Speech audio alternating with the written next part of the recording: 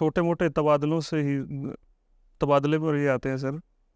तबादला उपन्यास का कथानक बड़ा इंटरेस्टिंग है, और मेरे लिए वो इंटरेस्टिंग इसलिए भी है क्योंकि मैं खुद पीडब्ल्यूडी में कर्मचारी रहा, और मैंने जो वहाँ पर देखा और जो तबादला उपन्यास में पढ़ा वो लगभग लगभग सेम है, लगभग लगभग एक ही तरीके का है।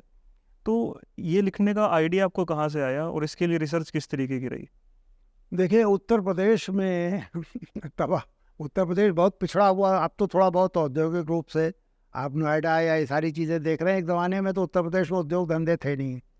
मंत्रियों को कमाने के लिए सबसे आसान जो तरीका था, मुख्यमंत्रियों को भी, कई मुख्यमंत्री भी इसमें वो थे, वो तबादला उद्योग की तरह हो गया।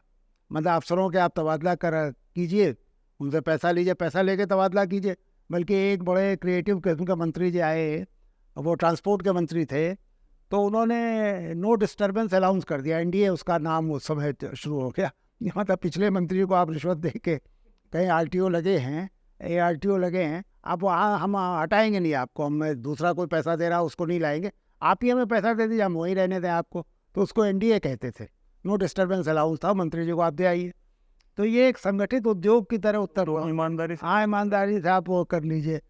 एक मुख्यमंत्री जी के बारे में तो उनके सचिव रहे एक आईएएस अफसर का भी मैं देख रहा था, इंटरव्यू यूट्यूब पे है, कि उनके आईएएस अफसर भी जाते थे हाथ में ब्रीफकेस लेके, अंदर कमरे में घुसते उठते थे तो ब्रीफकेस गायब रहता था, वो छोड़ के आ जाते थे। वो ईमानदार थी इस मामले। मैंने देखा कि वो टिकट वकट भी बांटती थी पैसा लेके, लेकिन यह है कि अगर कोई ज़्यादा पैसा दे देता तो पुराने वाले का पैसा लौटा दिया जाता था। वो तबादला में अपनी हाँ, बेईमानी की दुनिया में ये नहीं होता था, तबादला में भी जबान की कीमत है। हाँ, कि मतलब आप भाई ठीक है। तो इत्तेफाक से वो कुंभ मेले में मैं एसएसपी के तौर पे मैंने काम किया था, तो मैं देखता था कि वो एक हेल्थ डिपार्टमेंट में सबसे ज़्यादा पैसा उस मेले में था। तो मैं देखता था जो एडिशनल डायरेक्टर उसके इंचार्ज हैं वो 8-2 महीने बाद बदल जाते थे। तो मैं और डीएम बड़े परेशान होते थे कि भाई मेले में सबसे ज़्यादा जो प्रॉब्लम आएगी वो सफाई की आएगी। महामारी फैल सकती है, लाखों लोग गए, गंदे पाखाने साफ नहीं हो रहे, पानी नहीं, ये नहीं। बहुत बड़े पैमाने पर स्वीपर्स की तैनाती की जाती थी। हो गया, अगर उसमें जरा भी वो हो जाए, हालांकि वो दिसंबर जनवरी में कुंभ लगता है, लेकिन महामारी फैल सकती है, हैजा फैल सकता है। तो हमें बड़ा वो होता था कि हर 2 महीने बाद देखते थे एक नया एडिशनल डायरेक्टर आ गया। तो जब मैंने बात की तो पता चला कि ये तो सब बड़ी लोग जबान की कीमत ही नहीं समझते। हमसे ले लिया पैसा, हमें पोस्ट कर दिया, फिर हमसे ज़्यादा कोई जाके दे रहा है, तो फिर वो एक साहब तो यहाँ तक उतारू हो गए, कह रहे आप जो उनसे एक्स्ट्रा ले रहे हो वो हमसे ले लीजिए, लेकिन मुझे मत।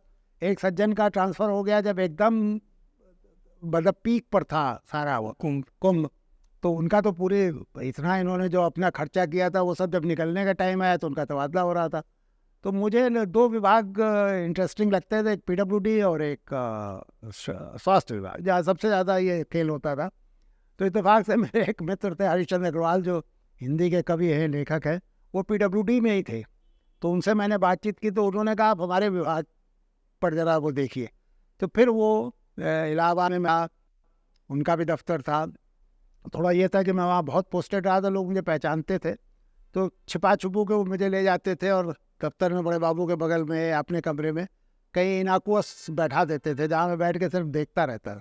तो वो बड़ी एक मुझे तो लगा ये बड़ी दिलचस्प दुनिया है। वो अपनी भाषा उन्होंने विकसित कर रखी थी। मतलब आप जब रिश्वत की बातचीत होती है और थोड़ा आपके कान उधर हो तो आपको लगता है ये तो बड़ी मनोरंजक दुनिया में थे, तो नई भाषा है। जैसे अपराधियों की अपनी भाषा विकसित हो जाती है, उसी तरह रिश्वत तंत्र की भी भाषा थी। तो वो सब मुझे दिलचस्प लगे। और इत्तेफाक से उस दौरान कुछ राजनीतिक चरित्र भी इसमें हैं, उनमें से भी 1-2 से मेरा थोड़ा परिचय सा था। तो उन लोगों को भी वाच करता था मैं, कैसे वो तबादले करा रहे हैं और कैसे तबादले रुक रहे हैं। तो उसी पर ये उपन्यास। दलालों की भूमिका भी बड़ी है। हाँ, जाहिर है कि दलाल तो हर समय सबसे महत्वपूर्ण जो है।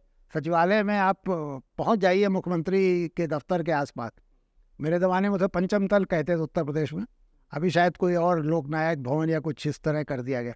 तो पंचम तंत्र के आसपास आप केवल कुछ थोड़ा सा बेचैनी या परेशानी अपने चेहरे पर नज़र आने लगे आपके, और आप कोई नोन उस पे हैं, लोग आपको जानते हैं कि आप इस विभाग में इस पद पर हैं, तो कोई ना कोई दलाल आपको 10-5 मिनट के अंदर संपर्क कर ही लेता था। वो भी थी। दोनों का एक ही मकसद था। मंत्री जी जो बैठे हुए थे जिन्हें ये करना था, उन्हें भी भाई वो सीधे तो कोई जा करके उनसे ना वो खुद अपने मुंह से कह सकते हैं। तो दलाल तो एक बड़ा जरूरी माध्यम है। तो दलाल तो अब भी फल फूल रहे हैं, पहले भी फल फूल रहे थे।